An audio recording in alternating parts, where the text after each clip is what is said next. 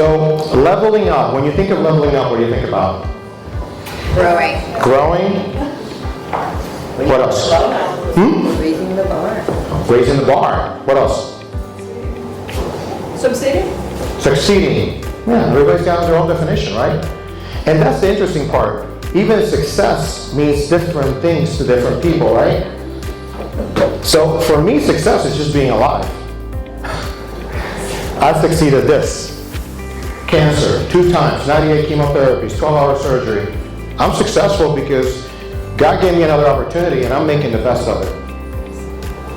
But even through that, I had to make choices and decisions. So leveling up for me meant what? Walking away from my career. Running health clubs. Training celebrities. Training athletes. Walking away from something I loved that I did for 2 decades. And God said, no. You're going to go speak at schools. You're going to tell your story. You're going to empower women. I've done 5 women's conferences. I was a keynote speaker at the Women's Domestic Abuse, Sexual Abuse Conference. Think about that. 500 women and 1 guy on stage. You think I was nervous? I was nervous when I got there because it was worth it.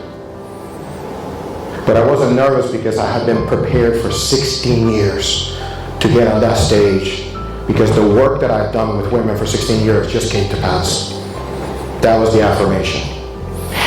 And the message today is about stop trying to change people and focus on the situation. It's time for you to focus on the situation and not the people. People will let you down. How many people are here that someone's let them down? And most of the time it's either a friend or a family member. It's not their journey. Stop blaming them.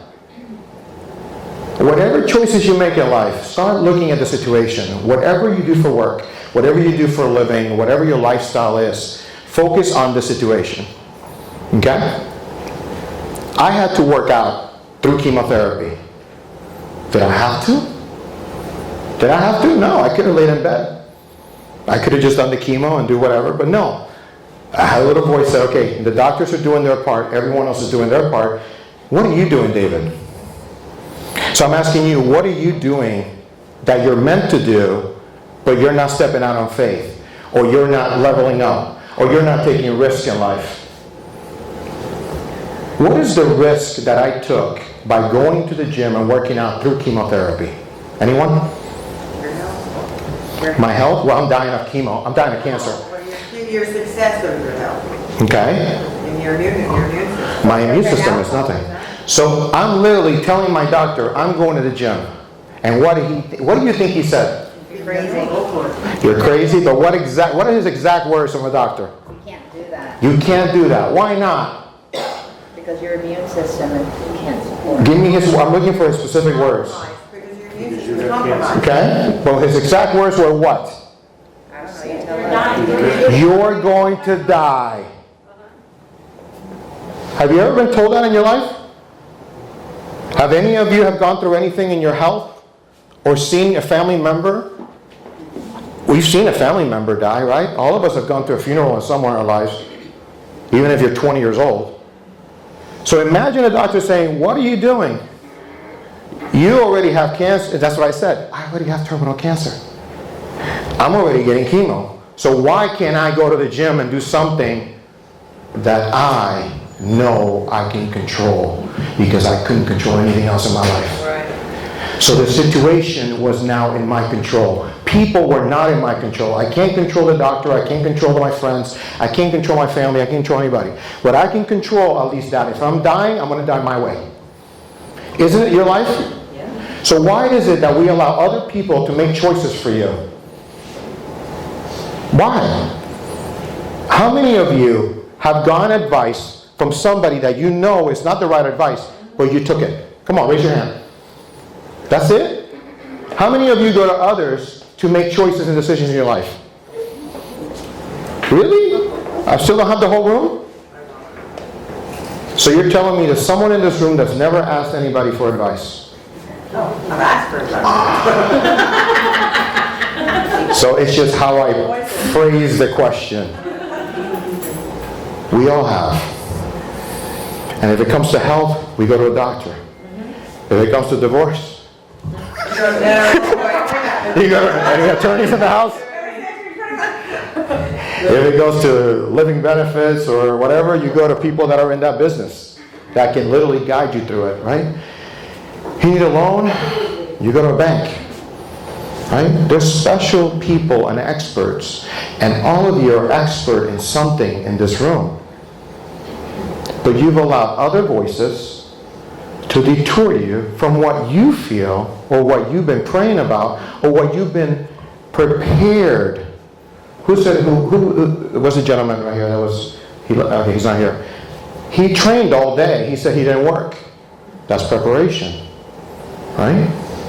So one of the two things that I talked about, if you went through the description, is about recognizing and results. Okay? If you go into your own business, what are you looking for? Results. Results. Every single day that I went to the gym, I had the owner of the gym, who happens to be here, call me and said, Dave, how are we set up for today? Every business is based on results. Yes or no? Yes. Normally, results are gauged in what? Money. So if you're an investor, if you're a realtor, or you're someone that's selling houses or whatever, you're looking at the bottom line, aren't you? Paulina said, I put the house in this market in faith. My husband logically said no. And she said she lost how much? 20,000. 20,000. Yeah. Just change. Right? You have that in your, don't you have that in your cup holder? In your car? It's like 20 grand just laying around. I promise you at the time, she didn't act the way she did today. Because now she owns her story. But at that time, she's probably freaking out. And she has a baby on the way. You feel me? But part of the results are what? An outcome. You have to recognize first the choices that you're making and the people that you're counting on to make those choices. And recognition means saying thank you. Saying no thank you. How many of you know how to say no? Yeah? Really? You're learning. The one word that everyone tells us is the one word that for some reason we can't tell others. She talked about door knocking. How many of you have made cold calls, right? How many people have said no? A lot. How do you feel? What's the result of that no? Rejection. What else? Keep going. Keep going. Disappointment. Rejection. What else? What is the result of those no's? Getting you closer to the yes. Motivation. Well, that's if you do the work. Frustration. Discouragement. Do you know discouragement? So do you know people quit? Yep. They quit.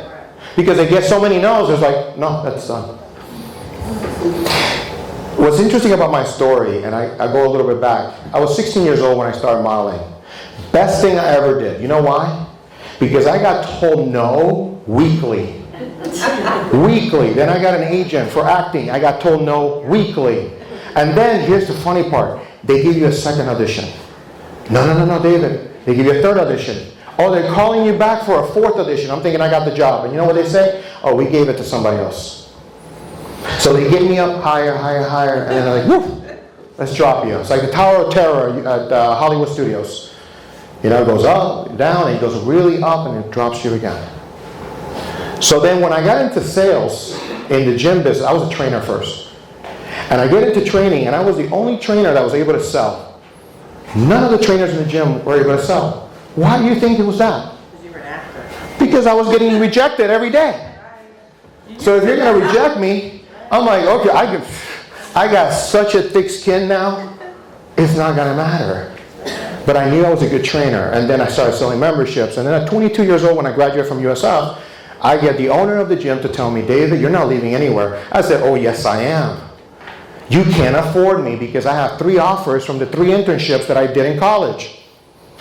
And at that time, it was over 6 figures. I'm like, you cannot afford me. When Dale Carnegie, Arthur Anderson, and Ernst & Young offer me a job right now to travel with them as a consultant, you cannot afford me. He goes, oh, yes, I can. Well, I don't want to be here. I can make more money. No, you're not leaving me. And then he gave me a golden platter. But do you know why I was that way? Because I had 3 offers. See, sometimes you have everything to offer, and you can speak that way to somebody. Have you ever felt that way? But that was just the beginning. That was just a preparation for me to say no. And then what ended up happening is that those no's became yeses. They became yeses because I had nothing to lose. I had other options. And then later on in life, I don't have those options, but I still have my faith. Because when you go through a death sentence, multiple death sentences, and you go through what I went through, there's nothing that I'm going to waste my time in. So the results for me are always going to be positive as long as I make the right recognition. If I recognize the situation, not the people. I wanted to build this community in different cities because I felt there was a way for people to support each other. It has nothing to do with, oh, we're going to be selling. We're not doing any selling on this stage. This is not what I wanted. This is not my vision for this. This is for you guys to get to know each other. And for us to give you some kind of education or some kind of impart some knowledge in you from entrepreneurs that are actually making a difference. Like Paulina, like Anna Maria, like a lot of you here. And I can't wait to meet all of you. But understanding that the situation is what you need to look at, not the people. Okay? And the results need to change. Recognize the situation and your results will change. I'm going to finish with this. There was a story, part of my story, when I first got my first diagnosis was in 2004. It was August 13th, Friday. I'm not saying anything about Friday the 13th, but that's what it was. It was August, Friday 13th, that I was diagnosed with cancer the first time.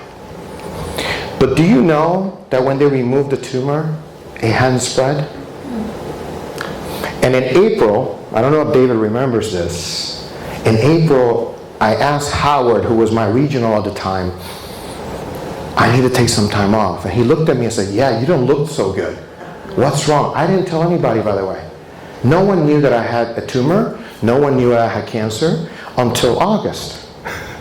So from January to August, I have a lump that grows and no one knows. What was I doing? Anyone? Hiding it? I was hiding it, but what was I really doing? You were living. Hmm? You were living in denial. You were living. I was living, but what else was I doing? Holding on. By keeping it away from everybody else. Denial. Denial. I did not want to hear those words, cancer. I took a week off work. I think that was the first time I took a week off work. Never really took vacation.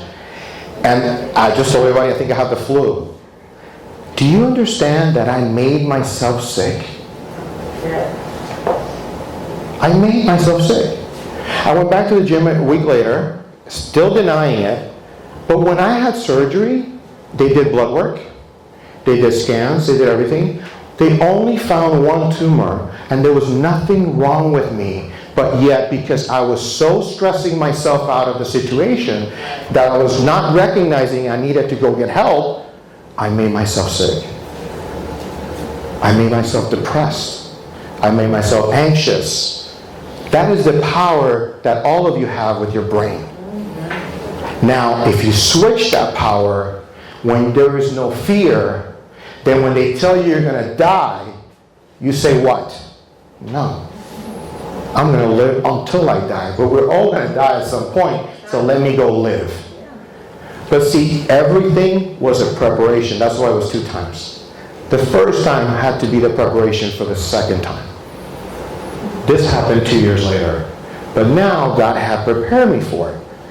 So now, if you say no to me, well, maybe we're not supposed to do business, and I'm okay with that.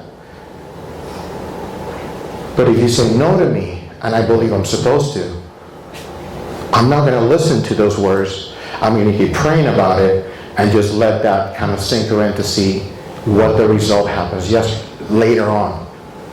Because what I get to hear is months later, somebody calling me and said, David, I should have. David, I could have. David, we should have. David, it's like, okay. But see, most of us resent those people. And then when they come back to you, you don't accept them.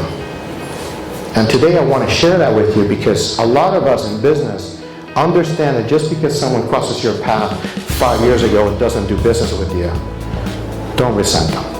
It wasn't the right time. The result hasn't happened yet. This was 3 years in the making for me to come back from cancer the second time. The results will come, but you have to make sure you focus on the situation and not in the person. Okay? Clear? We're good? Did you get something out of that?